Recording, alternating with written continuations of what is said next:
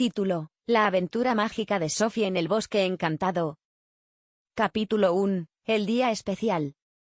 En un soleado día de primavera, Sophie, una niña curiosa de 8 años con cabello rizado y ojos chispeantes, se despertó emocionada. Hoy era su cumpleaños y su abuelita le había dado un regalo especial, un mapa misterioso que señalaba un lugar desconocido en el bosque cercano. Con su mochila llena de meriendas y su corazón lleno de valentía, Sophie se adentró en el bosque. Capítulo 2. El bosque encantado. El bosque estaba lleno de árboles altos y flores de colores vibrantes. Mientras caminaba, Sophie notó una extraña luminosidad en el aire. Siguiendo el mapa, llegó a un claro donde encontró una roca con un símbolo mágico tallado en ella.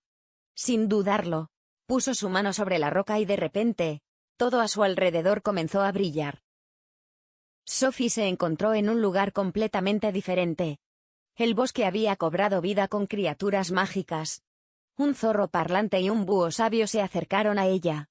Le explicaron que había cruzado el umbral al bosque encantado, un lugar lleno de maravillas y desafíos. Los nuevos amigos de Sophie prometieron ayudarla a regresar a casa, pero primero debían encontrar la gema de los deseos, la única forma de romper el hechizo que la atrapaba allí. Con el mapa en mano, el trío comenzó su búsqueda. Atravesaron arroyos cantarines y praderas brillantes. En el camino, resolvieron acertijos y enfrentaron pruebas que requerían coraje y astucia. Sophie aprendió a confiar en su intuición y a valorar la amistad. A medida que avanzaban, el bosque parecía guiarlos hacia la gema. Finalmente, tras superar desafíos y obstáculos, llegaron a un antiguo árbol en el corazón del bosque. En su interior, encontraron la gema de los deseos, brillando con una luz mágica. Siguiendo las palabras del búho, Sophie cerró los ojos y pidió un deseo: volver a casa con su familia.